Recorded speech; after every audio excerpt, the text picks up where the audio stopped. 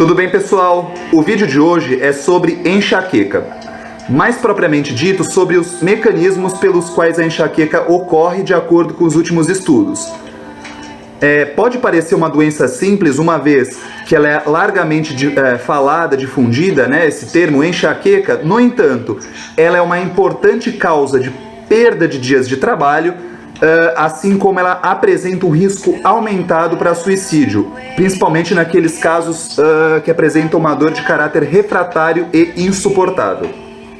Bom, fora isso, é uma doença fascinante, extremamente interessante, uma vez que ela abrange várias regiões do cérebro, porque ela manifesta sintomas sensitivos, sintomas visuais, náuseas, vômitos, a própria dor de cabeça, que tem manifestações extremamente peculiares.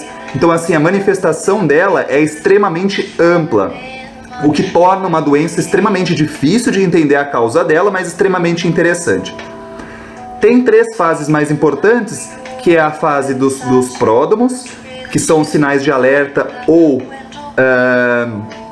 aqueles sintomas sugestivos que vão desencadear uma nova crise de enxaqueca, mas esses eu vou deixar um pouquinho de lado. A gente vai se focar tanto na fase de aura quanto na fase da dor propriamente dita. Bom, a aura, o que é? Nada mais é que sintomas neurológicos transitórios. Então, assim, vai ser uma fase que precede a dor e você vai apresentar sintomas transitórios. Por exemplo, eu vou abordar as três principais regiões envolvidas na fase de aura: o hipotálamo, o tronco encefálico e o córtex cerebral. Quando você tem um acometimento do hipotálamo, você identifica aqueles sintomas de fadiga, de depressão. Quando você tem um acometimento do tronco encefálico, principalmente aqueles sintomas de rigidez, por exemplo, a rigidez muscular na região do pescoço. E quando você tem ali acometimento do córtex, os sintomas de alteração sensitiva, de alteração de percepção, isso que está mais sólido na literatura. Então você tem esses sintomas de aura desencadeados pela mudança de funcionamento e morfológica nessas três estruturas: hipotálamo, tronco encefálico e córtex cerebral. A partir disso, o que ocorre?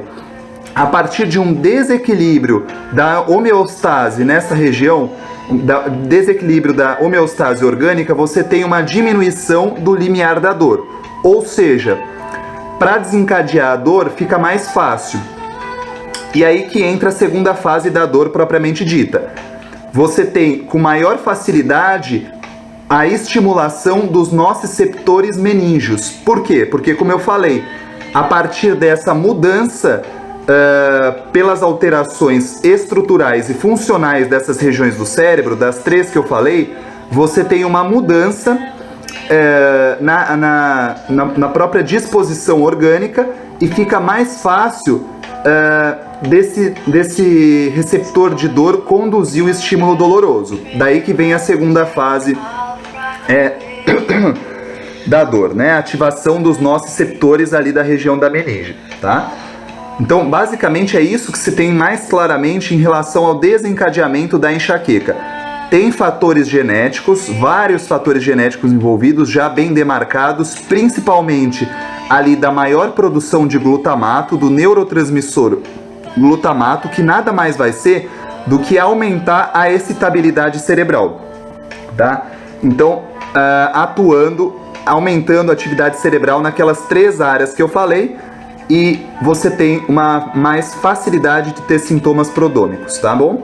Então, hoje em dia se estabelece cada vez mais esse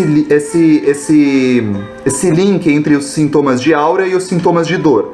Tanto é que várias drogas hoje em dia têm atuação, tentam atuar ali nos sintomas da aura da enxaqueca, tá? Até mesmo a neuromodulação atua ali tentando diminuir a excitabilidade daqueles neurônios de hipotálamo, tronco encefálico e córtex, que estão relacionados com o desencadeamento da enxaqueca.